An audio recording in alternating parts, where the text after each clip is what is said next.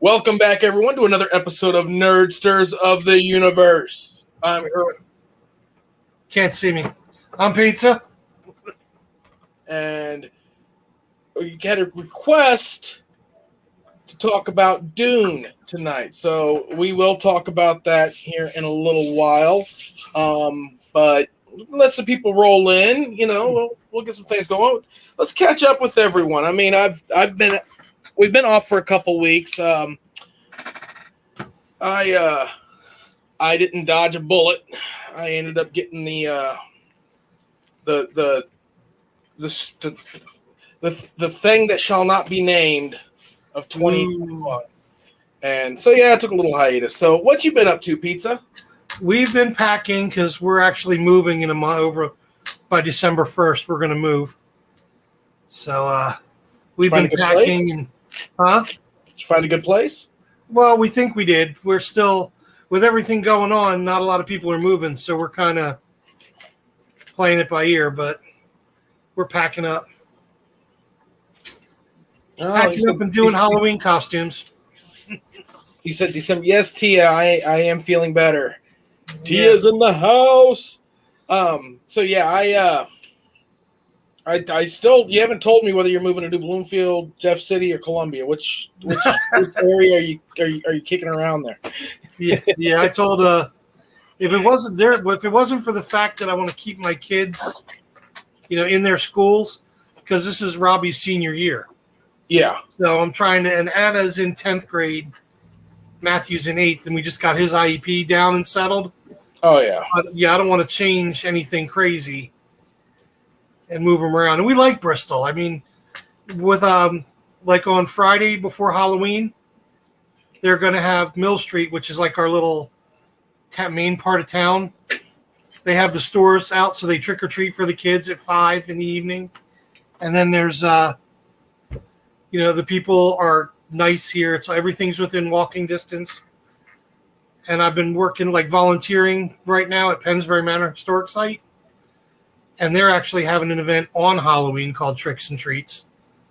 And we're going to volunteer there and do some games and things with the kids from 1 to 4. So, dude, that's awesome. And then you go straight from the Halloween situation to being the big man himself for the holidays.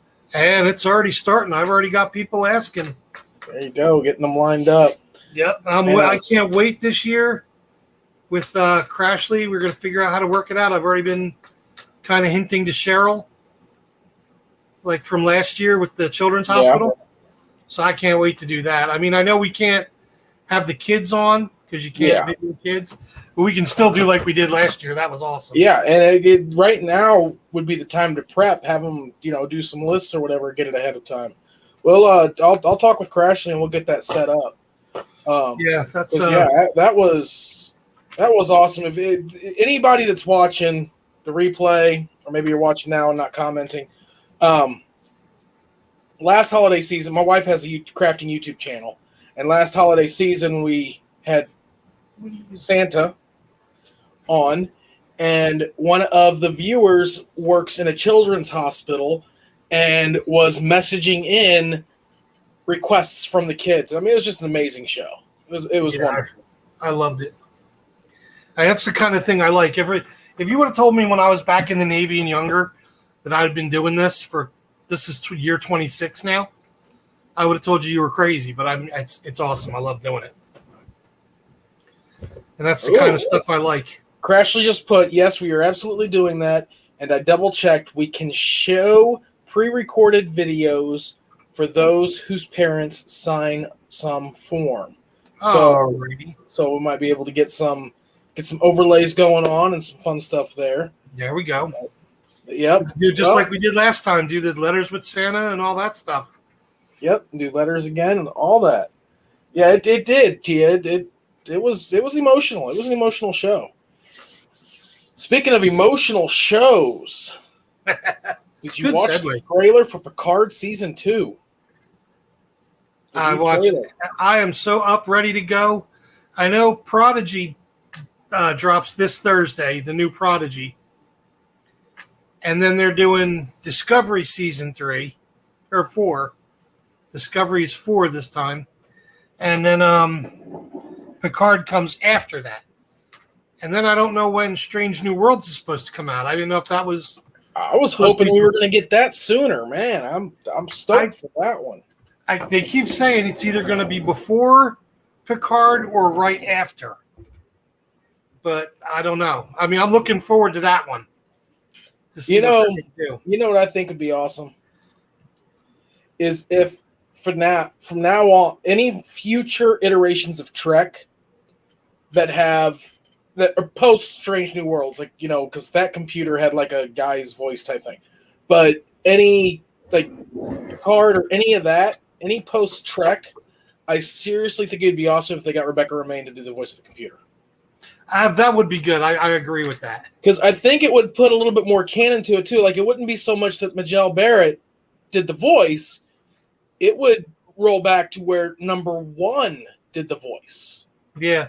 Like, it would be that her character would be cemented forever because of, utilizing her voice to be the computer. I just think that would be pretty awesome, But yeah. I'm stoked for that. I haven't caught up on. Sorry guys, I know I'm slacking. I know I was in quarantine. I should have watched it, but I wasn't feeling well. I was doing other stuff. It is what it is. I haven't caught up on Titans. I've heard I'm a little behind. I'm a little behind on that one. I've heard some yes and no's, but again, it's a DC property, so it's going to be all over the place. I'm prepared for that. I am stoked for what Marvel has coming out. I just can't wait for Spider-Man No Way Home and Eternals. The Eternals are starting to look pretty good to me. Oh, it looked good to me from the beginning, but man, it just keeps looking better and better. Yeah. And you know me, I like Marvel, but I'm usually DC first.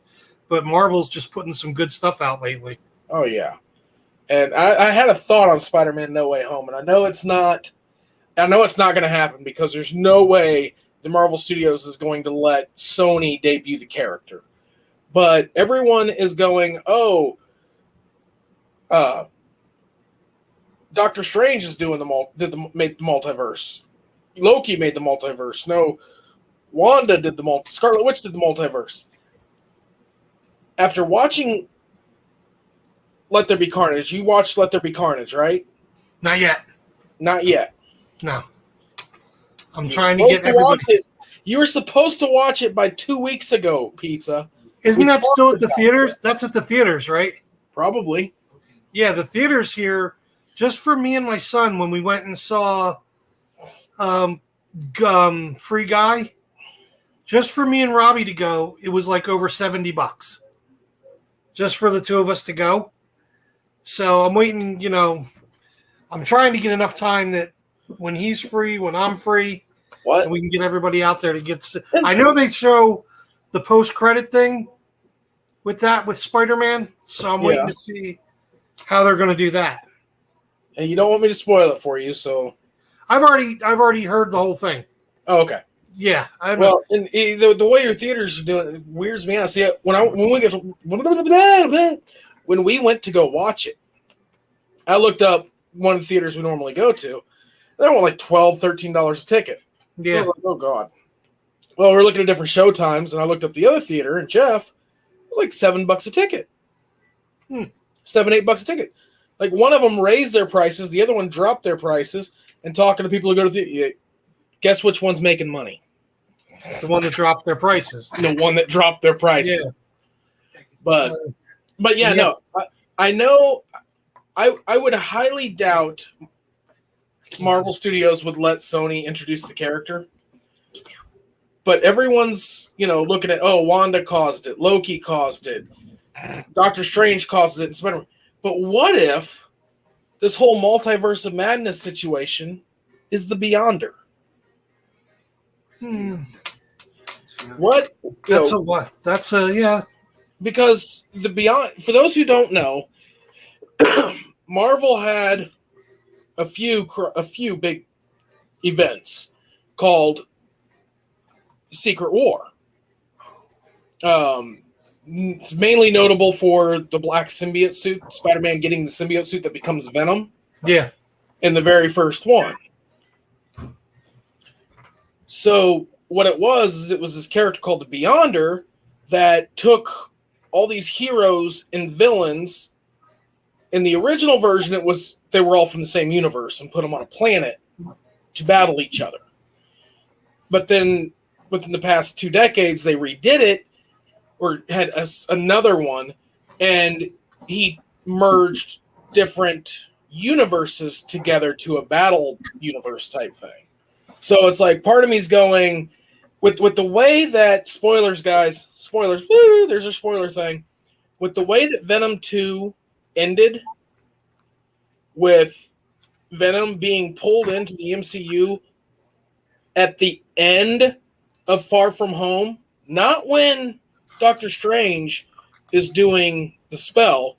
No, when J. Jonah Jameson is doing the breaking news that Peter Parker's Spider-Man. Yeah. So that's prior to the spell.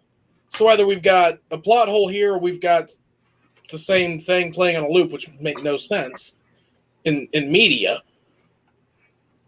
That would show that there's something else going on outside of it. And then when you watch Loki and you see that the timeline branches off prior to the one He Who Remains getting killed.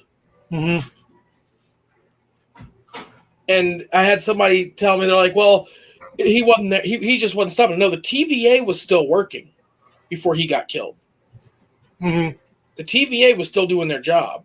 And throughout the entire series, we saw that as far as pruning the timelines to make it somewhat of a decent, to make it the sacred timeline, wasn't a lot of crazy work.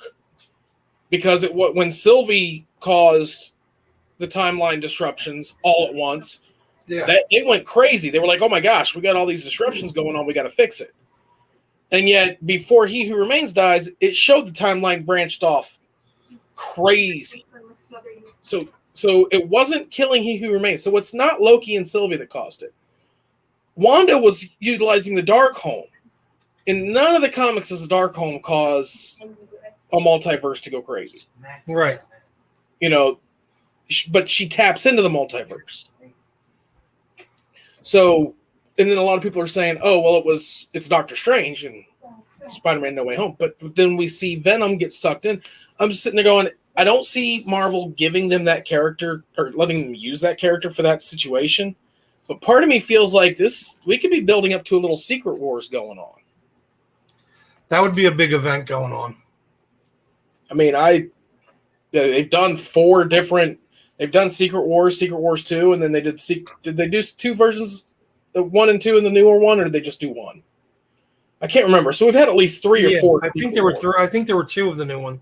Yeah, so there's been 4 Secret Wars going on. So the Beyonder is a situation. It would be something to bring more in. Yeah.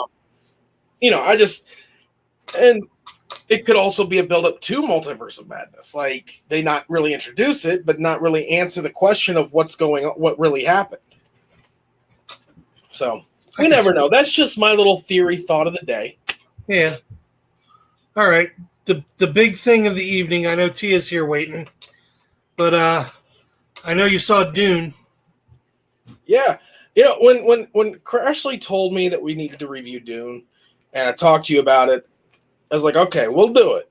I don't understand why we have, I don't understand why it's coming back. Like, okay, it's an old movie. It's awesome. I felt cool watching it again. It's been a long time. I forgot Patrick Stewart was in it. Yeah. I forgot Dean Stockwell was in it. Yeah. Van Sadow, whatever his name is. I never can remember his name, but he was in Star Wars and a bunch of other stuff. Yeah. I mean, the loaded cast in those was amazing. Sting was in it. And... yeah, Sting being, I was like, whoa, hold on. I forgot all these main characters were in here. Yeah. Sting being the protagonist or the antagonist.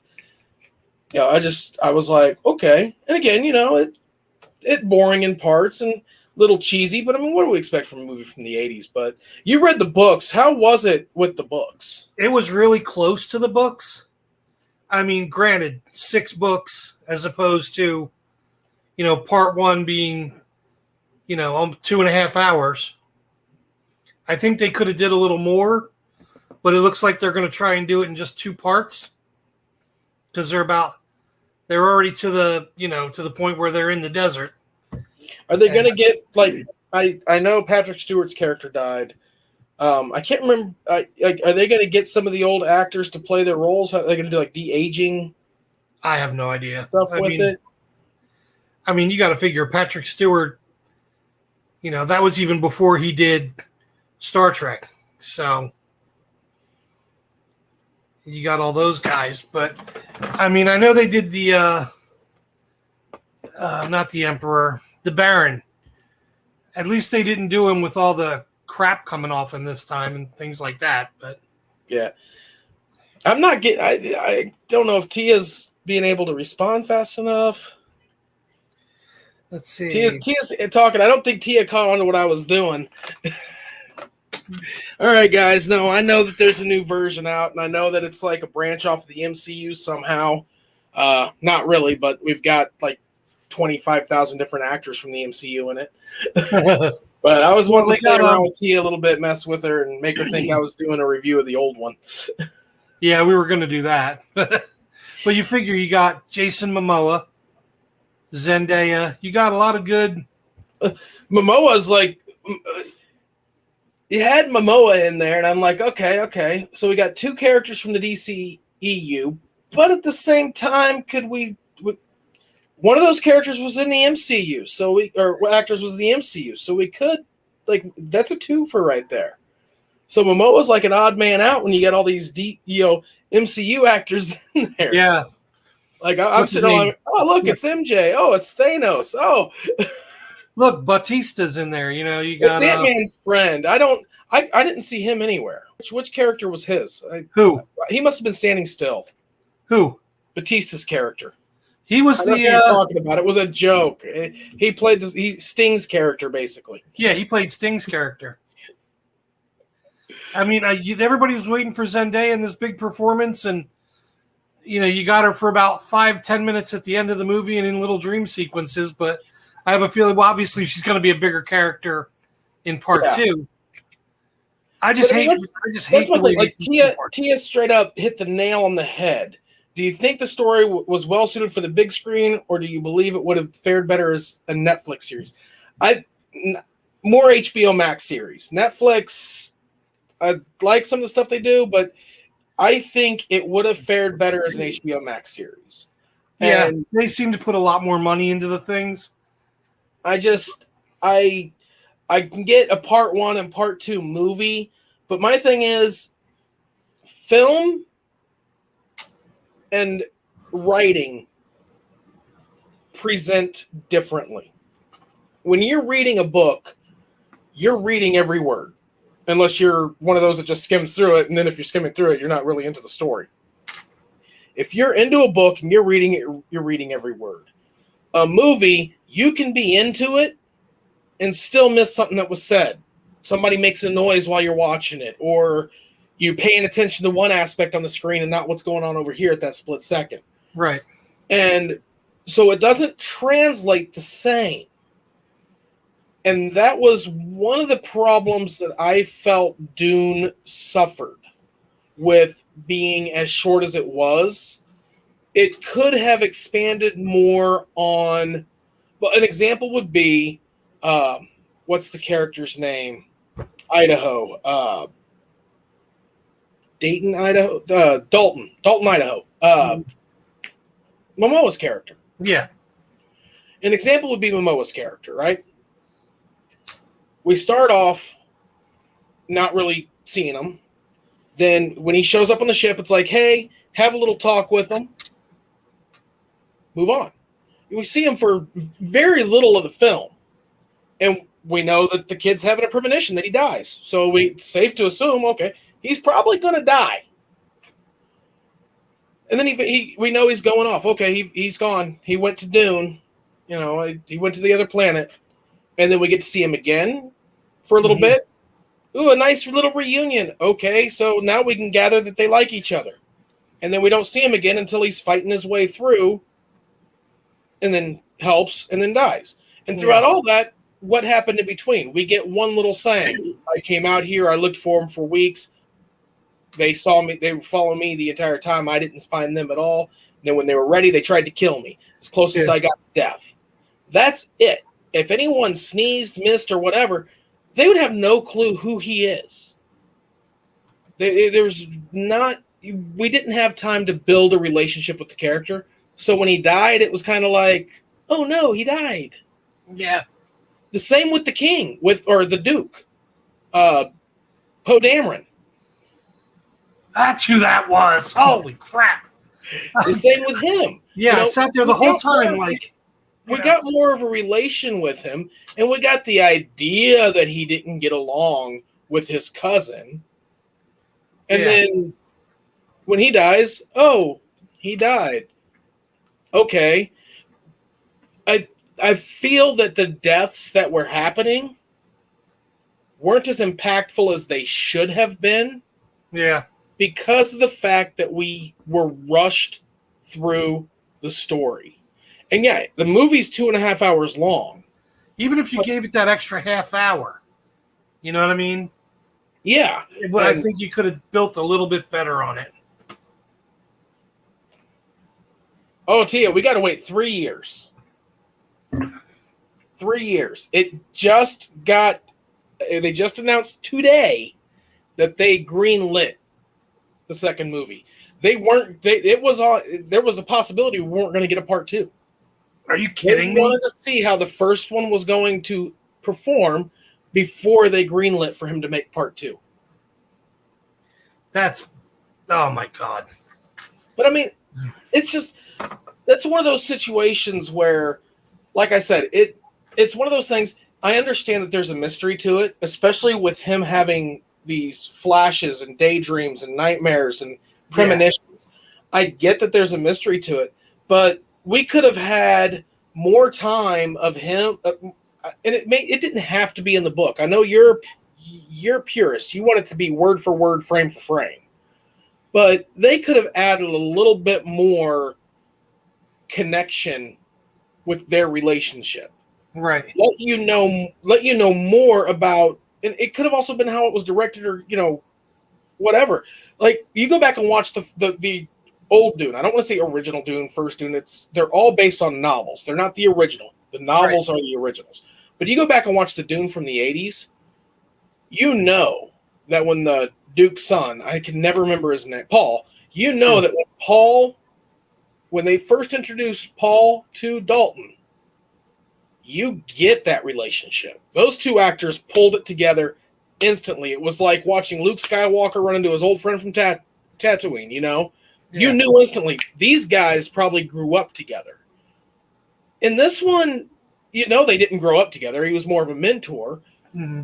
But it never showed him being a mentor. It was more like, was he the creepy older guy that hung out with the younger Duke's son? Like, you knew that he did have a friendship with him. One of his trainers or something like that. Yeah, but it never says, so you don't know. Yeah, no one knows. They know Thanos is his trainer, but so when Dalton dies, you're like, okay, sad, he died. Ooh. I mean, it's just that situation. They could have expanded more on, like I said, they could have had a little bit of that, and then when he does go off and goes to Dune, have a little bit of him searching for him. Show a little bit of what's going on there. It's something we're going to find out. We assume he went there to search for him because he left. The kid Paul asked, "Can I go with you?" No, you can't go with me. So there's nothing wrong with showing us a little bit of him searching for him to allow us as a viewer to connect to that character a little bit more. Well, we knew the whole House of Atreides was going there anyway. Yes, but he eventually ended up there. But we want to, you want to build a little bit more of a relationship between your viewer and your character. And I understand the movie's not about these characters; it's about Paul and his mother. That's what it's about. They showed his sister, but then they, part 2, Yeah. They showed little things here and there, but still. But that's what the movie's about. But the movie can be about a main character, but your supporting characters are your supporting characters. Yeah. They are, they're what bring the film together. And even one thing that would have been nice is to give you that hint, he's going to die, or you feel like he's going to die because Paul envisioned him dying. And then you see Dalton go, we see him go to the planet. Mm-hmm. We see him searching for these Fremen. We see them following him. And then we see the Fremen surrounding him, and boom, he gets attacked. Cut. You don't see Paul, or you don't see him, Dalton. At that point, you cut scene. He got attacked. Cut scene. Did he die? What happened? I mean, that would have been you would have got a little bit more emotional connection. You would have been like, okay, we're following this character a little bit, and then boom, what happened to him? And then it wasn't the Fremen that killed him. Now, no. Here's the situation. They never. But he said that when Paul told him, "I saw you die," he never stated that he died because of the Fremen, right? Or he died because of the other ones. He just said, "You died, and I feel like I could have stopped it if I was there." So the viewer of the film would have had this little tidbit. Oh no, is this where he died? Man, he should have brought that kid with him. And then later on, when he shows back up, when they go, he's here, and he shows back up, you get that, oh, thank God he didn't die. Yes. Right. You're pulling them in and out. You're getting them, fishing them a little bit. Like, hey, come on. And you get the more of a relationship built up. You could tell that the Duke had a loving relationship with his son. You could tell that they had a father-son relationship. All we get in that scenario, though, is a Thor-Odin conversation by the water. Yeah. So it's like, okay. Like, if someone who doesn't know the story, doesn't know the books, sits down and reads it, they do not know. Like, if you don't catch every little thing, I missed a little part that I totally forgot about, was that Paul's mother was not the Duke's wife. It wasn't until he goes, "I should have married you." I'm like, wait, what? Right. He's not. But then that moment's gone. Flutter away. Touch base on stuff a little bit more. Like the books gave these extra tidbits. Mm-hmm. In the books, there were a lot more books. There was a lot more detail, and it was just, the movie. I think they focused on some of the more benign points than was in the book. Even the movie from the 80s touched a little better on some of the points than this one did. Like a big portion. I don't know if they were just trying to mirror the first movie a little bit, or Zendaya just has a really good agent that was like, she needs more time in the film. But a majority of what Zendaya runs her mouth about throughout the first part of the movie could have been done in cinematics. We could have had a little bit more story going on there that we could have connected with. Yeah. I mean, but in a movie, you can't do that because you're time constrained. And that's why if you take it away from the movie aspect, put it into a television or into a series aspect, you can add to that time constraint.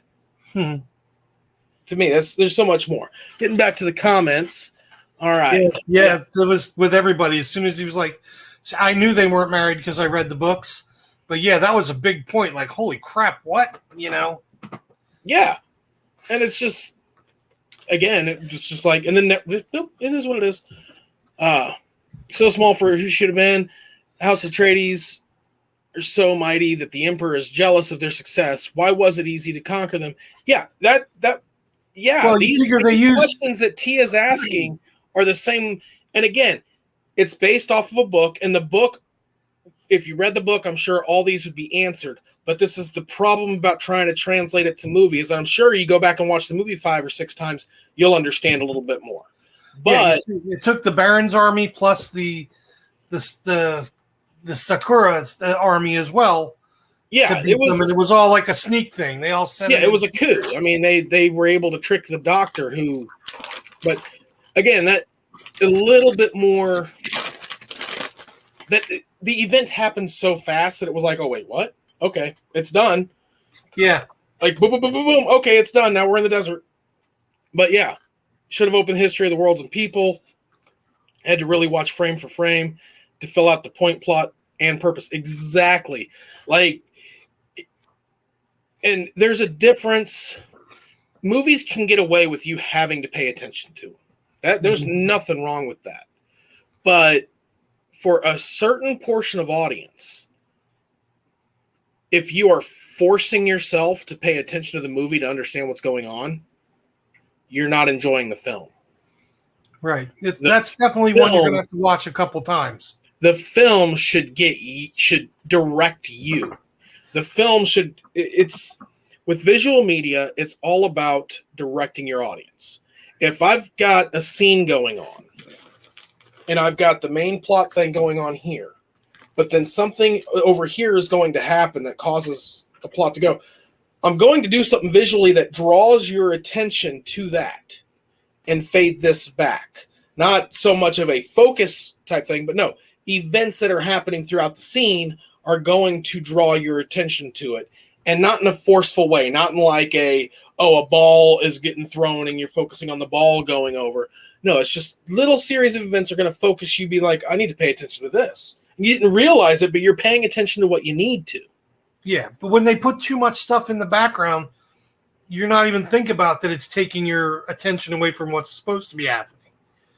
Exactly. Yeah. And when even if it has nothing to do with the plot point in the background, but there's like, oh, what's going on back there? Holy crap, wait, I'm supposed to be watching this. Shit, you know. Yeah. And when it's going on so fast, it's like, wait, what? You know, and yeah, the visions. All right. What else did Tia ask? Yeah, why didn't the mother see what was going to happen rather than just Paul doing it? You know what I mean? She was supposed to be a big, powerful Bene Gesserit, lady. Well, from what I understand, and you read the books, so I haven't read the books. I've blibbed the books. I've watched the old one. She wasn't as developed in premonition. Like, premonitions wasn't every single person in the order could tell the future. It was almost like they were chosen to see what they saw at the time. It had to do with their path and help put them on that. Am I wrong? Isn't that how the book sort of... Well, the book sort of went... It was more like... I called it a plot hole because it always seemed like they picked and chose what they could and couldn't do. You know what I mean? Wait, this one can do it. Wait, why can't this one do it? Oh, no, this one does this. They all had the voice. They all had, there should have been a lot more going on, but... It's a matter of talent. Mm-hmm. It's a matter of talent. We can all sit down and write something because we were trained to write, but not everybody can shoot a basketball and hit a goal or, hit a shot every single time. There's even as many times as to try it. They don't always do it. There's everyone's got different talents, and that's how I always took it. And she wasn't as adapted to that talent. The other thing that I took out of it was he's the one, the chosen one. So he's going to be more proficient in a lot of that.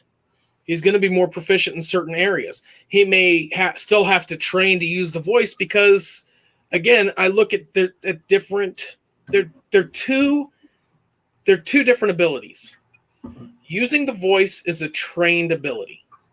It's something that you can do as that type of person, and you can tap into it and do it. The premonitions is a latent ability. It's not something you force yourself to do. It's something that happens in the subconscious. I can't wait to see in part 2 what they do with the little sister. Oh. I can't wait to see that and who they get for that role. Spoiler alert, guys. Apparently it's a girl. Well, everybody knows that. If you've seen the 80s. If you've seen the 80s or read the books, but what if people hadn't read the books? I put spoilers on the title. All right, let's see here. Okay. Sedekar killed him, but I'm confused at why he took on that fight. Again, he took on the fight to buy more time. It's a classic battle. These people here, can't really fight. You've got an army coming in. They can get through the door, so you're going to do what you can to slow them down. You're going to die. That's why you close the door. That's why you have the little scene where you push the button and, You make eye contact, and the door closes because, that's the last time they're going to see each other alive. But we didn't have a connection emotionally with these characters as we should have. So it was like, oh, okay, why did he do that? I get it. But, and then he does this fight, and again, is what it is. But that to me, that's why he took on the fight. Could have retreated, but he had to die because they also had to show that the premonitions were coming true. Even though the next scene they don't come true, it completely changes it. Whatever. We need Hollow Queen too. We need her opinion in here. That blew me away when he said, "I should have married you." She's his concubine. Wow, that. Yeah, that was a big deal. Yeah, like exactly. Like, it being a surprise. Was it a surprise in the book? Not really. They never referred to her as, the Duchess or anything like that. They always referred to her just as Paul's mother. Yeah. So, like, to me, that it was sort of like who's surprised they're not married? Like, okay. Carry on. Whoopsie. Like, what? Oh, okay. Also, let's talk about the Bean Jasir. See, Tia came prepared. I don't remember all these names. I have a hard time remembering people's names. Lady J. She's such a powerful acolyte and taught Paul to channel. What happened to her abilities? How come she didn't envision their plight? Same. I think it's the same thing. I think being able to channel and focus is something that you can do to your own abilities. But at the same time, when you have what's the word I'm looking for, Pizza? Give it to me. Come on. Say what? When you have a passive ability, it's not something you can channel to tap into that passive ability for. But if that passive ability is more in tune to you, it's more like a latent ability kind of thing. That would be like, well, I would equate it to math. You can go up, you can have two people in the same classroom learning the exact same thing, and one person can sit there and just ramble off answers. Boom, boom, boom, boom, boom, boom. And the other one's sitting there going, X times what? What? I don't get it. It's, but at the same time, they may be able to sit down and just paint away, and the other person picks it up and is like, I'm going to do a painting, and it looks like a crappy stick figure. Like me. Well, I think with the Reverend Mother, too, she's more political. So she's going to keep whatever to herself. She's not going to say anything. Yeah. If it doesn't benefit them, she's going to keep that to herself. And the plight has to happen. That's the other kicker about the story is it's a Messiah story. Yeah. It has to happen this way. If she did know, say she does know, if she were to turn around and say, hey, guess what? You guys are going to get attacked. You're going to get killed. All this is going to happen, blah, blah, blah. Well, then the story doesn't happen and he doesn't become the chosen one. It's not really that for Tia's comment, the sandworms, the teeth just sort of come out here and there too, and they gather them. It's not that they conquered them. They know how to be in tune with them. It's not that there's special power of the knives. It's just that it's like a symbolic type thing. Yeah. It's almost like a cultural thing for them. Yeah, it's the best way to equate it is natives and like I guess natives and feathers or deer horn things or stuff like that. Anything like that. It's not something you took from the creature. It was a gift from the creature. It's rooted in a lot of mythology and religious style belief structures, and there is that what was left. I mean, you get that up front when he spits. I'm giving you a gift. Something being expelled from me is a gift to you, and that would be one of those things to where it's possible. The chrysalix blade it's a gift from the creature. They come across one. The Fremen is supposed to be one with the desert. The sandworm is part of the desert, so they're all in tune with each other, kind of thing. So, and obviously you don't always survive getting stabbed by him because, he killed the dude that apparently, is like, oh, he's supposed to be your friend. Oh, wait. Oh, no.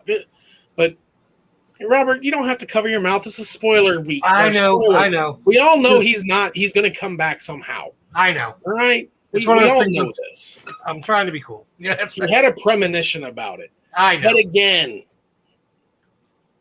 it's another character that died that we really didn't care about. You know, when it was all said and done, I'm sitting there trying to. What happened to Thanos? I know that it gets touched base on, but I'm like, what happened to him? He's the one character that we got the majority of the relationship time with.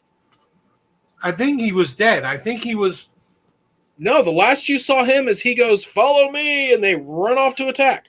Yeah, and then all the you never really show right away because they show him fighting all the army, the Sakura army, and then all of a sudden, then the next thing you see is the Sakura army going through, killing everybody as they go along. So See, I kind of assumed that he's dead. Off, and then it showed. I never assume anyone's dead until I see them dead, and then I still go, "Are they really dead? This is a sci-fi movie." But it's just. But the one guy's character that he killed is definitely a major part of the story later. Oh, yeah, and I get that, and right now he's just some dude that died, that he killed, but we're gonna see how that goes later. And I think it would have been. They did somewhat of a decent job of making it as though his premonitions weren't 100%, but they had an idea. Yeah. So if they would have showed a little bit more premonition of him with doing, having whatever adventure with that guy as they do, then when he has to kill him, then it would be like a wait a minute. What happened there? Yeah. But again, they showed him giving him like little bits of advice here and there and teaching him how to do things, but it was so brief. What was it? Less than 30 seconds at a time they showed it. Yeah. And then all of a sudden, whoops. Yeah. And don't get me wrong. Again, I love the film, but with everything, we should be able to critique it, right? Mm-hmm. Everything that comes out in our lives, we should be able to look at it, critique it, and go, how can we do this better? Yeah. And because how do you feel about the pacing and steps that need to be taken to safely cross the sand in the land of the Fremen? I thought it was a cool take on it. I thought how it changed the rhythm up somewhat. They found a rhythm that makes it more of a sand thing. So it's not a constant beat of footsteps. It changes around. So it's not a footstep. I felt that the film was inconsistent with it. Like, people who were Fremen weren't always doing it when they were walking on the sand. Excuse me. Yeah, he showed it in the hollow books he was watching, the little video books. And then him and his mother did it, but then everybody else is just kind of running straight across the desert. Yeah, I only saw like some Fremen do it once while they were on the planet. Yeah. I'm like, what? Okay. Yeah.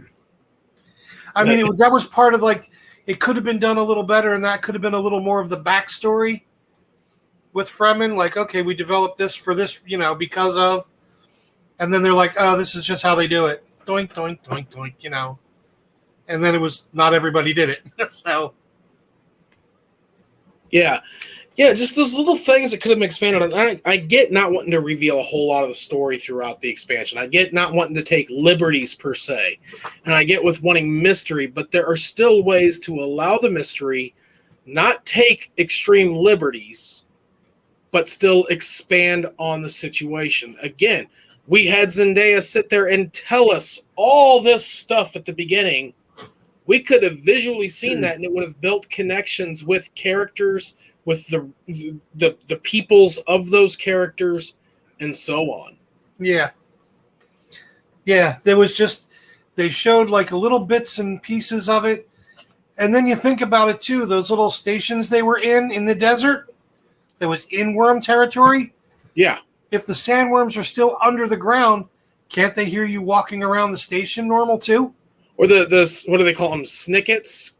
Sieges, the sieges in your villages, yeah. All these sieges going down. The sandworms. Well, I think they were up in the rocks. So I'm not sure how they're going to do that. But they showed the sieges going like all in, and that there's millions of Fremen. what keeps the sandworms from going to those? Like, Yeah, because I understand I understand there's a reason. yeah, I understand that it's okay, that it can be possible, but you lose audience when you do that. right. I mean, come on, they're not getting up in the middle of the night and doing their little, step slide dance just to go to the bathroom. You know what I mean? They're just, they're walking normal to go to the can. Yeah. And the sandworms are, hey, look at that, Then you get a Jurassic Park moment. Yeah, right. But yeah, again, it's one of those things. To me, it was just a bad combination of making yourself. Again, it's perfectly fine for a film to make you question what's going on. Yeah.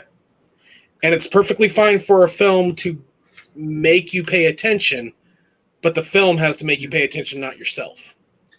And when you're trying to do those at the exact same time, when you're trying to make the viewer question everything that's going on while they're trying to force themselves to pay attention to what needs to what they have to pay attention to understand what's going on, you've lost the viewer. Yeah, the film should keep your want to keep your attention. It shouldn't be making you sit there the whole time going, huh? What? And again, amazing. It is an amazing film. The acting was awesome. The aesthetics were awesome. The writing was awesome. It was a pacing and timing issue. There wasn't enough, and the pace was too fast. It spent too much time trying to tell you what's going on instead of just letting you experience what's going on. And yes, Tia Zendaya must have had an amazing agent, because I thought she was, the way it was taught about, she was going to be a major character in this movie. And we saw her for 10 minutes total through 2.5 hours? Halloween greetings. Hey, there she is. See, we are the special channel because every other channel it's greetings mortals. We're greetings nerdsters. There you go. We are talking Dune. Did you watch it, or were you? I don't know if is Halloween able to watch it. Yeah, I don't know. It may not have theaters open yet, and I don't know if she can get HBO Max. We need to contact them and be like, you guys need to help out our family up in Canada and around the world to be able to watch this stuff. Yeah. I was so... Like, you're watching this whole thing, and then all of a sudden it's like, okay, they come across the Fremen, and then, boom, at that point, the movie's perfect. Yeah. Like, okay, they come to the Fremen, the movie's perfect. Credits. What? Like... You could have summed up the first. You could have had Zendaya just talk about the first. Yeah. 75-80% of the film. No HBO Max and cut. Oh, that sucks. Maybe if you drug yourself, you can watch it. You can. She's got to go out to a theater, I guess. Oh. I will say I am getting a little too spoiled to the HBO Max stuff, Disney Plus, because I'm like, why isn't it on TV? I could spend $20 on a movie on HBO Max if it's like that, and I'd be like, all right, wait, I got to go to the movies? Why?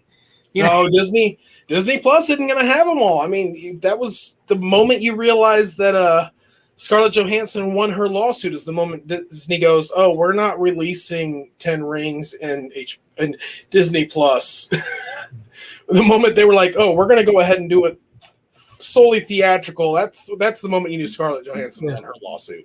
Yeah, I saw the old movie. I loved the old Dune from the 80s. And when I saw this one was coming, I was so excited and I was ready. When I was about to watch it, when you said, we're going to review it, and I said, all right, I'm going.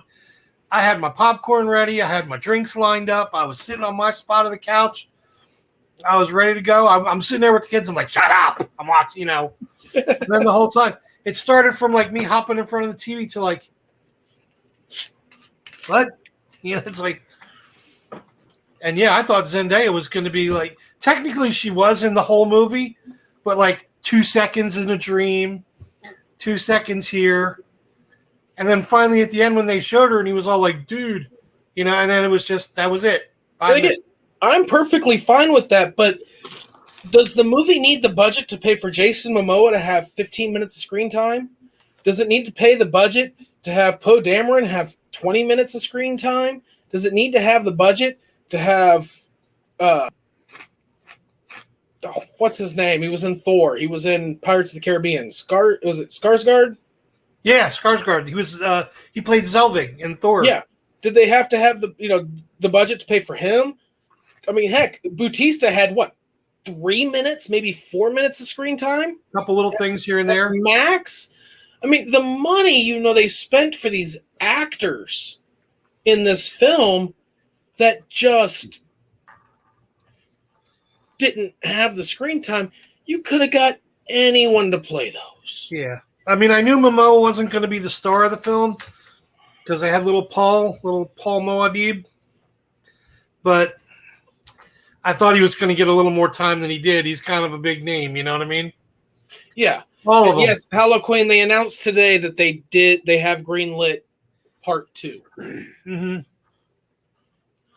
Yeah, no, I knew Paul and his mom are the stars of the show, stars of the movie. Yeah. Because to watch the first, the old one in the 80s and stuff. But at the same time, it felt like they were banking too much on star power. Yes, that's a big thing. Like, who are they going to get to play the Emperor? Patrick Stewart? I thought they showed the Emperor already for like 2 seconds in the beginning. I can't remember. I know they showed that's why I got to watch it again. But I know they showed the Baron and the Emperor and the Emperor's little, the Emperor's little lackey that was going around. I didn't recall. I'd have to watch it again to see. They probably did. Again, it's one of those that you've got to pay attention to every detail because it's not here. Follow what's going on. It's, I'm going to talk about this while we show you this, and if you don't pay attention to both at the same time, what you're going to miss tidbits here and there, and it's like. I mean, granted, I liked it. I really liked the way they did it. Mm-hmm. And I mean, when it does come out on DVD, I'll still buy it, but hopefully they'll release the two together so I don't have to sit there and be like, all right, I got part 1 on DVD. Shit, when does the third one come? When does the second one come out again? It did really where it was so much better than the one from the 80s was I'm able to stay awake during this one. Yeah. Why did the Baron make you mad, Tia? The one from the 80s I still fall asleep in. Doesn't matter. Yeah, they dragged that one out a little longer. The one from the 80s was a little long, and there was a lot of lax in between the scenes. I don't want to call it fluff because it was just, you were sitting there for a minute going, oh, okay, here it comes. Mm-hmm. But, yeah, I know the Baron in the 80s films, they did all the disease and all that stuff, and the doctors were, it was disgusting. Yeah. But, I'm kind of glad they didn't do that in this one, but. Did they ever describe exactly what it was in the books? They just said his disease. They just kept referring to it as diseases. And then they would talk pustules and things like that and stuff. I'm like, Well, see, here's the thing, right? He's supposed to be human that's diseased. Mm-hmm. How was he breathing? Who? The Baron. After Poe Dameron releases the poison directly in the dude's face, so I'm guessing now the force field will actually repel poison too. Yeah, I don't know. He, uses his anti-gravity spine to fly up to the top of the ceiling. Okay, I get that. But then when he's healing, he's in a vat of oily goo. And I think the oily goo was supposed says a few words, and then he just pops his head out of the goo. I think the oily stuff was supposed to be. I think the goo was supposed to be the healing part because they showed the cleaner stuff underneath him. Oh, yeah, no, I get that, but how is he breathing in the goo? Some kind. Well, I mean, there's liquid oxygen. You can breathe in liquid oxygen. They put people in things like that. But you never know what they got if they can space travel. They have to have something. But all right, I'll let you have that one. Well, yeah, I mean, I'll let you have that one, Pizza. Well, I'm just kind of guessing because they never really. I think in the what in the 80s movies, wasn't it like in a almost like a gas chamber he was in kind of thing then? I don't remember if it was a liquid goo back then. It was a gas chamber. It was it was more of a gas chamber. Yeah. Yeah, Tia. Again, that's one of the plot points that could have been that would have been more beneficial if it were expanded upon. Was it wasn't so much a I lost. It wasn't the issue with the Baron. Wasn't it was I'm stumbling over myself and I do apologize. It wasn't that he lost Dune. And I call it Dune because I can never remember the name of the dang planet, and they call it Dune. That's why it's called Dune. Arrakis. Right? Arrakis. No. Yeah. He was upset he lost Arrakis, yes. He was upset that he was losing the spice, being the production of the spice. Yes. His nephew was more upset than he was about Arrakis. The thing that you can gather on little tidbits is it was more of a slap in his face. It wasn't that he lost Arrakis. It was that he lost Arrakis to his cousin that he sees as his mortal enemy. Yeah, the Emperor chose the side of the Harkonnens, and that's why they set up the coup for him to go, Yes. But it's in this one he didn't know until after they showed up. After they took it, he was upset. And it was that. And then he was like, oh yeah. But the Harkonnens and the Damarins, the Atreides. Yeah, I'm bringing all kinds of stuff into it, right? The Harkonnens and the Atreides are warring factions. They're warring cousins. And it's like they're mortal enemies of each other. So for the Emperor to do that was like guarantee, yes, the Harkonnens are going to attack them because he hates his guts. We don't know why. We'll never know why. They just hate each other. And again, some things you could give a little bit of a history to. Some things you can expand upon. I mean, you don't have to make it to where his dad was a dentist and he wouldn't let him have chocolate when he was a kid. Now he's trying to find his dad out in the Arctic with a house in the middle of the whatever. Oh my God. I don't know how that's working out. But you can still expand on it and have a little bit of, your own creative royalty with it without doing any harm to the story, but help give the audience a better connection with what they're seeing. Again, when you're reading it, you can read over stuff like that and it's okay. Yeah. But when you're seeing it, your mind wants to know why you're seeing it. And if you don't know why you're seeing it, it's going to make you question what's going on. I mean, sometimes I wonder when they release part one like this and they wait to do part two, I wonder how many of the comments and things they're actually, like if they're actually listening to stuff we say, or people that write comments on the chat boards and all that stuff.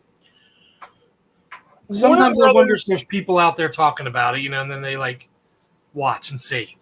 Warner Brothers, as much as they try not to say they do. I'm sure. They pay attention to, they always try to cater to who they think to whoever has the loudest voice. That's why after Batman versus Superman had its big craziness, they tried to change things up for Justice League. And then after Justice League had its big fan craziness, they were like, well, we're done, we're scrapping it. And then everybody goes, no, we want the Snyder cut. And no, we're not doing that. The loudest voice spoke. Yeah, the loudest voice spoke. Warner Brothers goes, okay, we'll do the Snyder cut. Warner Brothers has a history of trying to go, even going back to Batman, just talking about Batman in that sense, even going back to Batman Returns to Batman Forever. Families were the loudest voice, the Karens of the world. Batman Returns wasn't for kids. Oh, no. Well, we need to make this more for kids. Move on. Yeah, campy. Warner Brothers has a history of trying to listen to fans, which can be good and it can be bad. From what I was reading, when they came to the director, the director had a similar proposal to Tim Burton as Tim Burton did when he did Charlie and the Chocolate Factory. They came to him, they said, we want you to do Dune. He goes, I will do it, but only if I can do it in 2 parts. And they said, you can do it in 2 parts as long as the first part is successful. Yeah, see, that's ridiculous when they do that. I mean, some of these like super fans, these crazed fans, oh my God, you'll make their little head explode if they were to do one Dune and not another one. Oh, yeah. And they'd be lined up outside the offices and, losing their minds. He was confident in it, but he didn't want to try to cram it into one movie. And I get that. Yeah, I can understand. It into one movie, it was bad enough crammed into half of a 2-parter. But then you do get instances where you get like Charlie and the Chocolate Factory. It didn't perform as well as they had hoped, so we didn't get Charlie and the Great Glass Elevator. Is that a good thing? Possibly. Do we really need Willy Wonka and Charlie fighting aliens? I really don't think they ever did Charlie and the Great Glass Elevator other than the books. No, they didn't. It's because Willy Wonka and the Chocolate Factory was its own little thing. And then when they went to Burton, they wanted Burton to do Charlie and the Great Glass Elevator as a sequel to Willy Wonka and the Chocolate Factory. Right. And he goes, no, I'm not going to touch that. That's a classic. If you want me to make it, I'll adapt the book into my version, into my own vision first, and then make a sequel to that. And they said, okay, do that. And too many people were like, it's not like the first original movie. Right. And the first original movie was so far from the book, with the way things were. What gets me, though, is when they go, but Roald Dahl wrote the script to the first movie. Roald Dahl wrote the script to the first movie, but the studio changed the crap out of it. Yeah, and he turned around and was like, I don't want anything to do with it. Yeah. He got a writing credit, but they didn't get what he wanted. I mean, heck, everybody throws a fit about the songs or whatever from Charlie and the Chocolate Factory. Roald Dahl got lyrical credit because the songs are word for word from the book. I mean, but not to get off subject, to go back to the Dune situation, is it was set up in that sense. And we've had that happen. The Golden Compass never got its sequel. Ended on a cliffhanger. It's something that I know Inkheart was supposed to do that too. It's something that Hollywood does, and sometimes it's a good thing, sometimes it's a bad thing. Yeah, I mean, I agree. I definitely agree with Tia on the fact that waiting so long between the sequel to this, the part 2, I think definitely will kill it a little bit. Like, people are like, "Oh, that's coming out again. All right, whatever. We'll go do it." Yeah. And I'm not kidding. The HBO Max messed up. Warner Brothers messed up because Dune would have been the next Game of Thrones. It could have been, yes. Dune as a TV series would have been epic. To do it over a 10 episode season like they're doing other things? Oh, yeah. 10 hours of Dune. You could have got backstory. You could have got more detail into it. Mm-hmm. Even the cinematography and the filming, everything, you could have been the same. Just open it up a little bit. That's definitely something. I think that's one of the problems that I have with the movie is it's there. It's there. If they were to just expand on it, you get situations where it's not there, where the majority of your animated films don't go into all kinds of backstory, but you're like, I really don't care about the backstory. Well, most animated films, too, are things you already... Let's face it, a lot of the animated films like Batman, Superman, you already know these backstories. Yeah. Mortal Kombat, when they do an animated Mortal Kombat, everybody knows. Yeah. You know what I mean? But at the same time, it was just... I just felt like... would have had us glued. I'd have been glued. If they would have been more on the House of Heroic and more on the House of Atreides, more on that rivalry, that battle. Again, you don't have to go crazy about it. You don't have to change the entire tone of the story with it. No, they could have added to it. To have the creative ideas of like, oh yeah, we had these battles or this or that, instead of making you watch part 1 to 2 movies going, why the heck was his grandfather a bullfighter in the year 100,000 something? Yeah, I know, right? They just, there was just a lot more they could have done. There could have been more creative license to a miniseries. Yes, Just and don't again, let George R. R. Martin anywhere near it, because our characters are dying, but we don't have to all die that way. well, there is absolutely nothing wrong with giving a creative license to it, Right. and someone standing back going, "You can do this in your writing, but you can't touch this." Right. I know that people don't like their visions to be constrained, but you can still say, no, that's too far. Dial it back. You have the ability. This is the end point. Come up to a story that comes to this end point and doesn't affect any of this. And boom.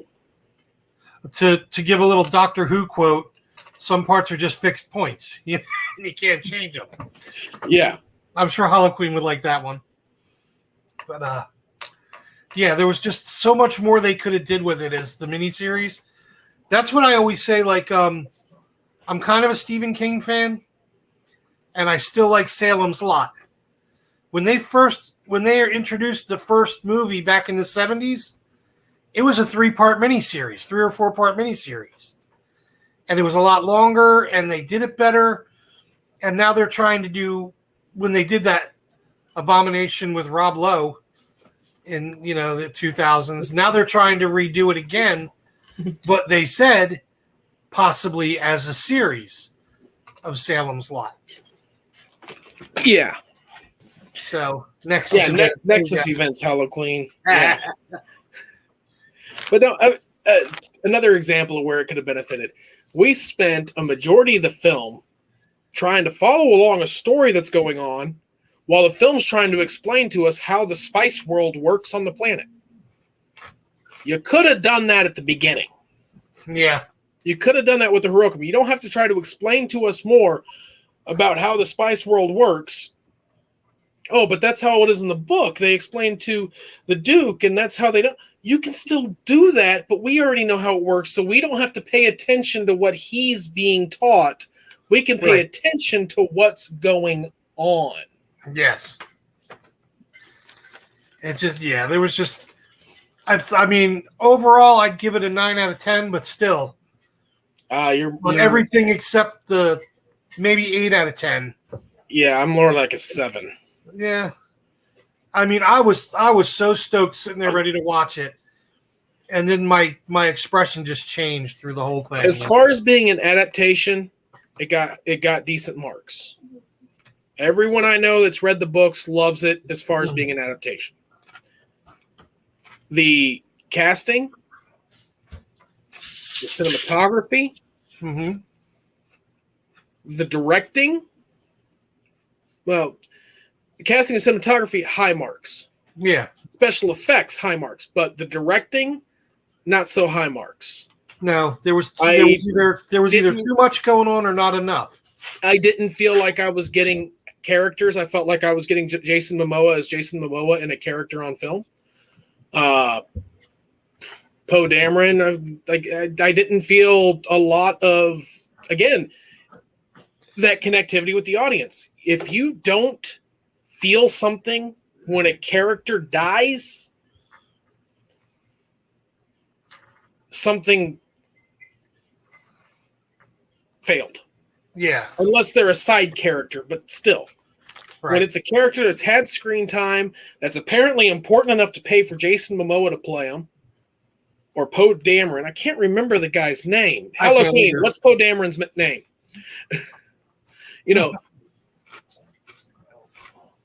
But the guy who played Paul, amazing actor. Yeah. The lady who played his mom from Greatest Showman, amazing actress. They're all really good actors and actresses. I just didn't. Huh? My daughter was telling me, who was the kid that played the leader Paul in Dune when we were watching it the other day? What do you mean? You guys said you knew who he was. The skinny little kid in Doom? Oh, it was Timothy Chalamet. Timothy Chalamet? What was he from? He did a lot of stuff. He's like the new rising, like, boy crush, teenager type Oscar person. Isaac. Okay. Okay. Apparently he's the new It kid, Paul Chalamet. Nothing right. Dude's got some acting chops on him. Yeah. I'll give him that, and Goonies. Thanos. Oh my God. He was good, but I mean, I've loved him in everything I've seen him in since Goonies. Mm-hmm. You know, but I didn't feel like I felt like the performances were the actors. I didn't feel a lot of there was directing. Don't get me wrong. I'm not saying that anybody could have brought that directing out. No, there was directing there, but for the scale of film it was, You should have had. I felt it was lacking. With the talent, money, and everything they had for this should have been like epic, win all the awards and everything else. Yeah, and I did not feel like I watched an award-winning film. No, I felt like I just watched another sci-fi film. Yeah, you know what I mean. Yeah, like it wasn't Star Wars 4, 5, and 6 sci-fi film. No, this was like Phantom Menace or 1, 2, or 3 we'll go with on this one, but I would say more of an episode 3. Okay. It had its pacing issues. It had its dialogue issues. It had issues. That's why I can't go higher than a 7 on it. And I mean, it's getting a 7 because it's a beautiful, beautiful film. Yeah, and it's a fair adaptation. It's funny. We were just talking about Goonies the other day. Oh, he's Sean Astin's older brother. Yeah, he was the older brother. He's the older brother in Goonies. Yeah, my kids were picking on their brother Matthew. They were saying hey, you guys, and I'm like, stop. Hey, you guys. It's just because at 14 years old, he's like almost 6'2", 250. You know what I mean? Exactly, Halloween. It's so much set up in world building. And that's what I was saying earlier. I don't know if you were in here when I was saying it. When literature and film translate to audiences completely different. Literature, you're reading everything, so you're taking it in. Film, it has to be visual, and you cannot just have someone say it. You can't have someone just say what's going on as it's going. Narration very seldomly keeps an audience involved. I mean, when they start putting that was the problem I had with the second Suicide Squad. All the little words and things like that they kept throwing into the film. Like, I understand when you put that on there, like House Atreides, this planet, that planet. But I think it was almost like they were trying to be as subtle as The Godfather in the filmmaking, and it's not going to work for a film like Dune. You know what I mean? Yeah. Like, if you just closed your eyes and listened to everything, you didn't need to see what was going on. Mm-hmm. You could tell everything that was going on just by them talking, and that isn't a great film. No. Because when you're paying attention to it, you're not always catching everything that gets said. And even though it's on film, I think there's a degree that you need a little bit of your imagination too as well. But half the scenes had so much going on in it, and then the other scenes were like, one person or just two people having a quick dialogue, that it was either too much or too little, and it never really connected all the points together. Like, here's my biggest one, just going with the opening of the film, right? With the opening of the film, you got Zendaya talking about how things are going, blah, blah, blah. But while that's going on, you're seeing the Harokin getting attacked by the Fremen. Like, there's battles and skirmishes and all that going on, but they all knew the Emperor. They all knew what was going on, except, they just vanished. And then when this new one comes down, it's like, let's just go talk to him, see how it's going. Like, what? Yeah, I think there was too much in the beginning. Like, you gotta being told to us. Yeah, you gotta. If they would have did that as like I said, that extra half hour of the movie, they would have had that. Okay, let's build up to that and show it. Don't just sit there and give us like you're reading the prologue of the book, And like I said, it would make a heck. You could have an entire first episode of the film the entire first episode of the film have that intro to it. Right. Or not film, but like a series. Not into where you're going, what's going on. You still have to introduce Paul and have a little bit going on. Have it coincide. What's going on with the Atreides and what's going on Dune to get you woven in a little bit. And then as episode 2 hits, weave you in a little bit more. Episode 3, weave you in a little bit more. And then you're gripped on it. You're there. Yeah, like they could have, in between, okay, you're taking over this planet. They could have gotten a little more into the Atreides and what the house was like, what the planet's like, what they're doing, why their history is this, and still had those other big points in it, Like the shield. They're like, oh, the shield's down. Okay, the shield's down. Oh, I saw the guy, he went and turned off the shield. What is the big deal? What's the big deal about the shield? The reason I ask this is because obviously they had weapons that could penetrate the shield. Even their little tiny mosquito weapon penetrated a shield. The ships are trying to take off and they had a weapon that went in and penetrated the shield. So they took the shield down. Why? What was the purpose of the shield at that point? Because all they explained up to that point was the shield was to keep out the sandworms. Yeah, the weather and the sandworms and stuff like that. Yeah. So it just, I'm like, okay, whatever. I have to read the books to figure out what's going on with it because the movie's not doing its job. Right. Because I can tell you this much. If I thought the movie was an awesome, like if somebody came up to me and said, "Oh no, it's like a perfect adaptation of the books," I'd be like, "Well, I ain't reading those books. They're boring." It was close, but it wasn't perfect. There was a lot more in the books, obviously. I mean, that would be like reading Dracula and then watching the 79 version with Frank Langella in it. You got the basic points, but you didn't get what was going on. You know what I mean? There was so much more in the books that gave the backstory you're looking for. Jonathan Harker. And what was that? Yeah, that was the other thing too. They all knew what was being planned. They all knew the Emperor was up to something, but yet they just sat there like, "Alrighty, okay." Yeah. Obviously, they didn't like the previous house being there, right? Previous government. And this new one comes in and he's like, I want to make peace. Yeah, no, I can't tell you that I won't step on the sand, but I will never hunt you down in your homes.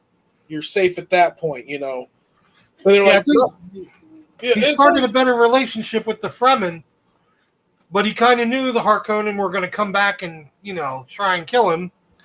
Like, they all knew what was kind of going on. The Emperor planning something. Even the Reverend Mother was like, well, we don't know. Yeah. Just do Disney World and, we'll get back to you. Just go do your thing. Yeah. Go do it. Like, and I can get past bad decisions. I can get past poor decisions. I can't get past trying to make me understand why those decisions were made when I don't have the full story. And I'm trying to understand the full story, but I can't because I got to pay attention to what someone is saying while they're talking. Yeah, that is a big point. That's why I said the same thing to Val and the kids and everything the other day. I'm like, this is going to be one you're going to have to watch 2 or 3 times. Mm-hmm.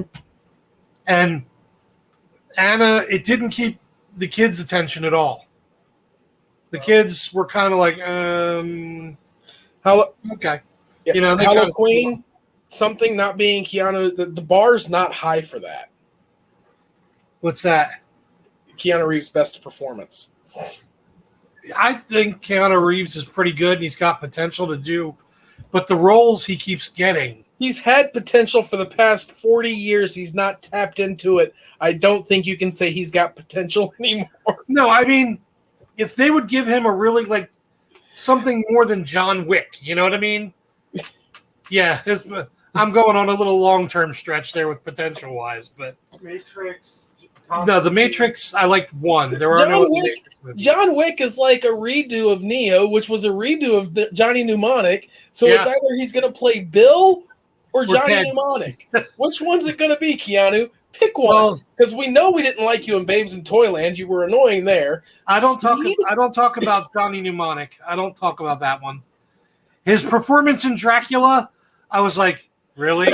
He should have just kept the American accent and went with it. No, Tia, we are supposed to believe, that the House of Atreides, a house and a government, a group of people that even the Emperor himself fears, and that they need to send 2 armies to defeat, was able to be completely taken down at night by a doctor. Yeah, who shut shit off. Like, there was no security guards. Like, I saw him. There were like, killing- 6. Yeah, there were a couple guards out there that he killed with those little dart things. He didn't kill him, he paralyzed him. Yeah, but it's like there's nobody somewhere else, like security-wise, going, well, that's odd. They're not answering. You know, and then go see what the hell's going on. Or here's my biggest one, right? Does the Duke not know what the shield sounds like? Like, he woke up like, shield's off. I'm just going to walk through the corridors. Like, they don't have communicators, a way to talk to each other, communicate, be like, hey, what's going on, guys? The shield's off. I said to Val right with that, too. I'm like, the only way they could have did that a little worse was if they put him in his underwear and gave him a baseball bat while he was walking through. What's going on? Who's out there? You know? You know, and like, oh, it's on my back. Oh, yeah. I can't it reach it. got I'm me. a Shit. old guy. Oh. And for him being an actor like Poe Dameron in Star Wars and shit, when the thing hit him, he was like, oh, darn. You know? And that was it. Yeah, like I said to you, it was the weirdest thing. Like, oh, we're going to... obviously, from the sound, from what you could hear, the shield emitted a noise. The doctor took out 6 guys, turned off the noise, and no one else went, wait a minute, what? Oh, wait, Yeah. Poe Dameron did. When you have a major army that came from a planet where these guys, that's what they do, and then all of a sudden no one said, well, that's weird. Yeah, it's off. Here's the situation. They want you to believe he drugged them all. And the Duke was the only one that didn't take the pill to help sleep. Mm-hmm. But why would the entire army take a pill to help sleep? No, you got to have a part of the army awake. You don't all sleep at the same time. Especially when they knew it was a trap. Yeah. They knew that they were being targeted. They knew that they were in a foreign area that had more than one risk of things. Oh, we're all going to sleep at the same time. And speaking as a military guy, even if the other part of the army was asleep, half is usually awake on duty. You know what I mean? And we weren't given the other half that was sleeping pills just in case this exact thing happened. You know? This is where, and again, this is where creative liberties come into play. A book can get away with it because they can have little things in there that help explain it away real quick. Right. It doesn't have to touch base. They use one little sentence to explain it away. You read it, you bypassed it, you went on, and you're like, back of your brain's already going, this makes sense because that sentence told you. In a movie, it doesn't do that. In a visual sense, it doesn't do that. You have to, and creative liberties can fix that. Well, that was the other thing I didn't get too. They had this big general dude, you know, Thanos, just sleeping down in the barracks with all the other troops. And they're like, hey, wake up. Like the big general who's supposed to be experienced at this wasn't doing the same thing the Duke was, running around in his underwear with a bat going, that's off. You know, it's not right. You know, there should have been 3 or 4 guys in their underwear with baseball bats roaming those hallways at least. You know what I mean? Jason Momoa was. They would have did that just for the girls to watch that, I think. Hey-o. The only one in the movie that's got on, you know, Calvin Klein tighty, you know, boxer briefs or something. Everybody else is wearing some kind of regular boxers or whatever, and Momoa's half naked in his socks, you know, with his bat. It's like get everything that's got a gun off the ground. Wait, you've got to run on the other side of town to get to them? Yeah, they're trying to run all the way through all this thing to get to these big ships. Usually you got people hanging out next to those things. Like the whole point is to have them manned so Yeah, there should be a duty crew on those ships just for that reason. Come get this. And they should have noticed that the shield went down. Mm-hmm. Like they should have been on alert. Yeah. Yeah, that was the plot holes I was having problems with. You know what I mean? They're not really plot holes. They're just poor decisions. But they could have been fixed. They could have been explained with proper creative licenses. All they had to do was explain a little bit more, as to spend a little bit more into what set up for it. Or maybe they have a little bit more time go, and this probably didn't happen in the book, but have it to where they needed to utilize some parts of the ship, or they could only land in certain fields, like the Hirokin or whatever, set it up to where they couldn't have their gunnery ships close to their bunkers. Well, and they should have said that, you know what I mean? And I don't know if it was just me, but did they have something against roofs in this movie? Because those Sakura just kept flying right down into wherever the hell they were. Yeah. Like there was no roof on the building, They got a force field to keep out the storm. What do they need a roof for? I don't know. Usually you build a house. Hey, let's put a roof on that bad boy, Could just be me. I don't know. There were other ways to do it. Yeah. And people can go, well, that's how they did it. If you think that's how they did it, that's how they did it. Because if it makes sense, then it can make sense. I shouldn't have to make it make sense. And you would think a planetary defense system over a huge city with major spice production that's like a major point of the movie. Okay, he shut the shields off. Shouldn't there be a backup somewhere separate from that?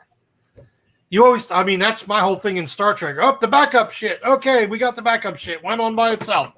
Even in Battlestar Galactica, there were backup systems.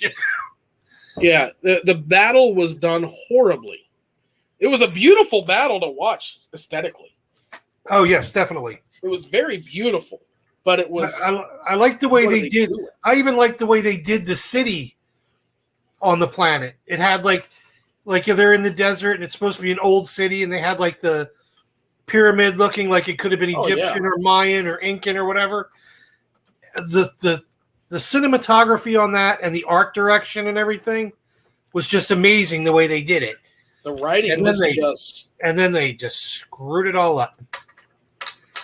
I think that's going to be a cartoon I think I'm going to draw. Is the Duke rolling through the hallways in his underwear with a baseball bat. You need to do another one too. The development team of Dune, and you've got budget going to actors, budget going to cinematography, budget going to special effects, budget going to director, and then budget going to writers. You got all this big stuff, and then when you got budget going to writers, it's some kid there with a crayon. Yeah. Throwing him a little bag of change, you know what I mean? Big wheelbarrows of money going all the other way, and then a little bag of change going to the other guys. Budget for the roofs. Hey, what's this? It was, oh my God. I still like it. Yeah.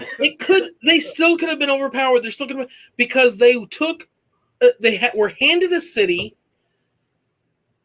that was taken, that was in the grasp or was in the clutches of the enemy. Yeah. So the enemy could have had things that they didn't know. How long was that house there? So they obviously knew about the Sneeches or whatever you call them. The Sneeches, yeah. Sneeches, they didn't Dr. Seuss. The Sitches, yeah, the Sitches. The Sitches. Granted, they have the previous tenants of the property could have had it set up to where they could come in. Having it be to where the doctor turns off the shield, paralyzes a few people. You could still have the doctor be the bad guy. You could still have the main aspects of the story, but you could also have a little bit more of a situation going. The ships with the guns, instead of having it to where the people can't get to them, have it to where they blow up. They were blowing them up. That's why they were blowing them up from the top. Have it rigged to where they got blown up from the bottom. Yeah. Hi, Christy. I see Christy's here. We got Christy. Christy! I mean, the movie was great, and there's a lot. I mean, you can criticize any movie to the point like they did it, but the battle, I mean, even if they had where the shields went down for a minute and people got in, then the shields could have went up. The battle, like the backups went up. The battle could have lasted a little longer. I can't see like a major house, even with two armies, falling in like the night with the reputation they were supposed to have. I think, to answer your question, Tia, I watched it on my TV at home. Yeah. HBO Max for the win. Yep. I think a pacing and a timing situation. The doctor could have still been the bad, not the bad guy, but the antagonist of the situation. The shields are up. The attack happens. Different booby traps, or what do you call them? What do you call it when somebody throws a monkey wrench into it? Like sabotage? Different sabotages, causing it to look like there's a problem, and the shield's the only thing right now, in a sense. But you've got all hands on deck. So inside the house, you've got people guarding the shield, but everyone else is out fighting. Yeah. Then have the doctor take those people out, turn off the shields. The Duke is still in the house, so he goes to figure out what's going on because he knows all his people are outside fighting. The doctor takes him out. Now you can have everything go to hell because the shield got taken down. A timing situation.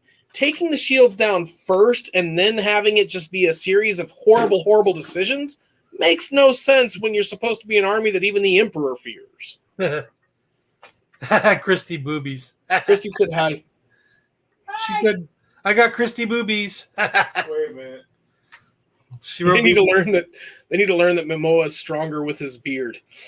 Oh, jeez. Is a stranger without his beard. I looked up and I was like, who's that? Yeah, she saw Momoa, and she's like, wait, who's that guy? I'm like, that's Momoa. No, it's not. And then she did the eyebrow thing. She's like, oh my God. He shaved, what? Yeah. We've been talking about Dune, that we enjoyed watching it, but oh my gosh, we love tearing it up because it makes it so easy. I mean, granted, we're tearing it up as what we watched. We're not like the crazy fans that are like, these people should die because they didn't do. No, it's just this guy's eyes should have been partly blue. The part of the eye that was supposed to be blue was not blue. Right? No. Yeah, we're not picking at that word, but we're tearing it up and going, why? How? Funny little tidbits here and there, We have anything else, Tia? What else you got? You watched it in IMAX. How was it in IMAX?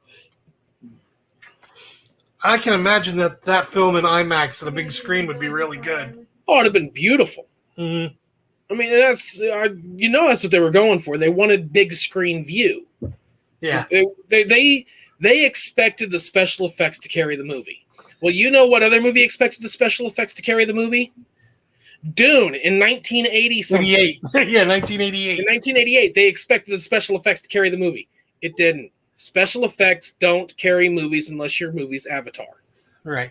Well, I'm still not an Avatar fan, but I'm not either, but the special effects carried the movie. They were good, yes. They were good. I'm sorry. Little Jim Cameron standing there going, this is an original story.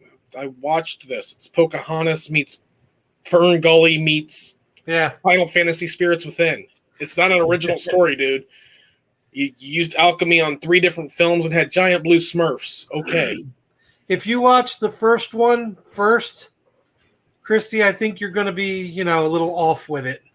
Yeah, Chris, you don't have to watch the first one first. It's not a sequel. It's a reimagining. Reboot, rehash, redo. I say reimagining because it's not a reboot. You're not rebooting a series. Right. It's not redoing it. It's a reimagining of the original novel. Rehab. Well, yeah, and if you watch the first one first, they go through the entire book series. Yeah, so you'll have spoilers by the time part 2 comes out. Right, you'll be watching it, and then you watch this new one, and you're going to be like, wait a minute. You're gonna get Die Hard into the story and be like, okay, credits. What? You And then finally you're had going me to hooked. then you're going to Finally curse had me hooked. then you're going to curse me and Kerwin going, they had me watch this and then stops like this, No more boobies for pizza. I mean, come on, Oh, and it's Yeah. Zendaya. Like, I don't get. What is that? Yeah. Yeah, they didn't make the Baron the way he was, and I mean, yeah, you'll like the older one. That's fine. You'll like it. But if you're going to watch the old one and then watch the new one, subtly different. Well, Christy, if you're wanting to compare the old one and the new one together, then you have to read the books. See, I don't know. I haven't really compared this movie to the old one because to me, I can't. This isn't a remake of the movie.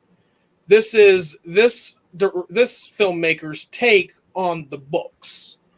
Right. So, like the other movie doesn't. If we're gonna, it's sort of like comparing Charlie the Chocolate Factory to Willy Wonka and the Chocolate Factory. You can't compare those two movies to each other. I did. You can't. Always boobies for pizza. It's pointless to compare them to each other because that would be like me listening to Pizza talk about a book, then go to someone else and listen to them talk about the book, and then compare what you two were saying and find a problem with it. Right. It doesn't make sense. You That's compare like- it to the original material and then decide which one was better, which one was a better adaptation, which one did things better. But as far as trying to compare the new one to the old one and not comparing it to the original source material, it just Right, you can't do it. Like we were talking earlier, it's like trying to compare Willy Wonka and the Chocolate Factory to Charlie and the Chocolate Factory later on. Gene Wilder to Johnny Depp. They're two completely different movies, even though it's from the same book. Yeah. One was just a better adaptation of the book. That was a book. Yes. Charlie and the Chocolate Factory. Yeah, there were several books on that too. But Did someone just say that was a book? my son, Matthew. I have never heard of it as a book. No. Look up Roald Dahl. Yeah. Look Ask up Roald Mom. Dahl. Mom knows. Have you ever watched Witches? No. He hasn't watched Witches, not even the new one with Catwoman? Wait, Twitches? I've seen the No, original Witches. Witches. Where they're in the Oh, hotel with and she turns the kids to mice. Right. Yeah, we watched that. There's that was a reimagining too. That was a different Yes, it was. adaptation. I remember the first one with Oh, what's her name? yeah. Oh my God. She played Morticia Adams. Adams, yeah, in the Adams Family. Yeah. Oh, God. It's gonna come. But Hello, Queen. Little help. hello, Queen. James and the Giant Peach. Yeah. That's Roald Dahl. Yeah. Not I liked Witches, Tia. Witches. Witches. It had Anne Hathaway as the witch in the second one. I mean, I liked the way they did her face in that too, with the way she had that Melina look for Mortal Kombat. Yeah. But no, it would be like trying to compare The Witches with Anne Hathaway in it to the one that released back in the 90s, early 90s with Morticia Adams. Yeah. It's not Angelica Houston. Angelica Houston. It was Angelica Houston. That's who it was. Yeah. We beat yes, Halloween Crashly too. We- Halloween must have went to bed. We have a lot of extra space on our hard drives for this stuff. Properly cultivated nerd. You can't compare the two. You can compare them to the book and which one was better. But I just, again, it's fun to watch. I'll watch it again when the next one comes out. I'll watch it and go, I own Dune from the 80s on Blu-ray. Again, I have to watch it in two parts because it makes me I fall asleep in it. It lulls me to sleep. There's a few movies that do that, and that's one of them.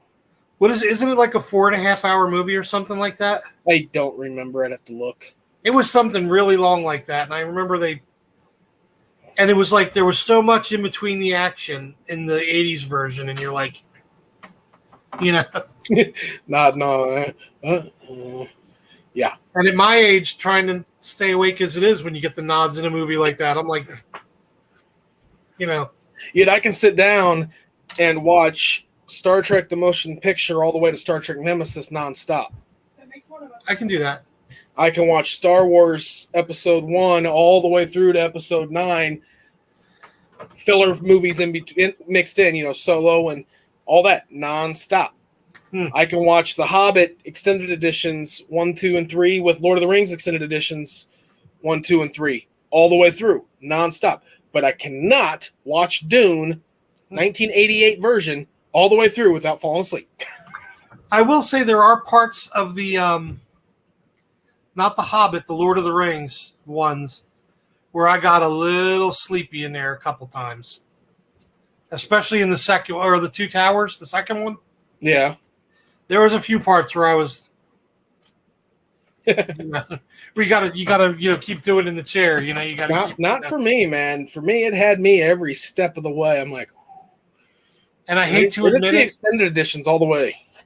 and I hate to say it, even as the big Star Trek fan that I am, the motion picture is a little hard in some spots. The motion picture can be hard at times. I always have to start with the motion picture because it's like that first sprint, and then get a strong start, and then you're good. Yeah. It's like, I gotta kick through it. I sat there one year, and I just started with. This was before Discovery and all them, and I started with the original series. Went all through the original series, and season 3 was hard for me, even though I love it. And then I went right to the motion picture, Wrath of Khan, all of them. And you get up and you're like, yeah, I did it, yeah, and then you go into like the Next Generation, then Deep Space Nine, and then Voyager. Mm-hmm. That took me almost a month to do all that because all the episodes there were. Now, I gotta ask, with the exception of current Trek, did you start with Enterprise after Enterprise aired? This was before Enterprise when I did. I know, but after that, you haven't done a marathon since? I haven't done a big marathon of everything since, but I love Enterprise. I watch Enterprise. Yeah. I'm showing off my new toy. My new the new ship. Eagle Moss came in. It's the Romulan ship, guys. The Romulan vessel, as they called it. They didn't give it a cool name. Yeah. You know what it looks like at this angle? Batarang. Well, it's Batarang, but I'm looking at what's that look like? Come on, video game people, what's that look like? Asteroids? Halo. Oh, I don't play Halo. Looks like the ship from Halo. The thing that brings in the Warthog and takes you out. I can't play Halo or Call of Duty or any of them. Oh, but no, yeah. I enjoyed it. We're gonna have to cut this one off though, because it's almost 10 here. You're quarter after 11 for me. Yep. But like I said, I enjoyed it. I will watch it again. It's not a crap film. No, I'd give it a solid. I'd give it a 7 out of 10. 7 out of 10. So yeah, I'm on 8 just because I'm still gonna stay 8. But yeah, we're gonna have to. You read the book, so you got like a nostalgia feeling going on. So. Yeah, I went into it like more pre-hyped than most. I went into it even more pre-hyped than when I watched Justice League, the Snyder cut, But I was waiting tonight too because I was ready to talk because I know Tia was here because we were just talking about Vegas the other day when I used to live there and some of the places we used to go all the time because I used to live out by Mountain View Hospital, and then when we moved, I was out on West Sahara. But when everybody would come and we would get these buffet tickets, I would always go to Arizona Charlie's. And we were talking about my sister who came out to visit us, and she wanted to go to the buffet and everything, so we went to Arizona Charlie's.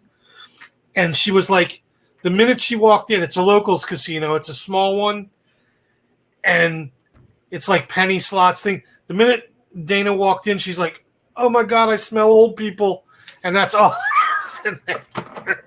But we would go to like Texas Station, all the nice places. We lived, like I said, West Sahara was near the Sun Coast, and it was just I miss it. I still want to go back,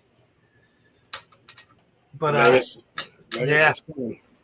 I was gonna move back after I got divorced the first time, but I was thinking when they closed the Star Trek place down, I'm like, well, what the hell for now? Yeah, what am I going to do when I get out there? Work in a hospital? Yeah. Although I will say, working in a hospital out there makes stupid money. They keep building the hospitals, and they don't have the people to put in them. So I was making outrageous money out there with the subacute facilities and the hospitals, and it was amazing. Oh well. Well, on that note, everyone, we are going to say what we normally say: live long and prosper. This is the way. Nerdsters out. See you later. See you next week.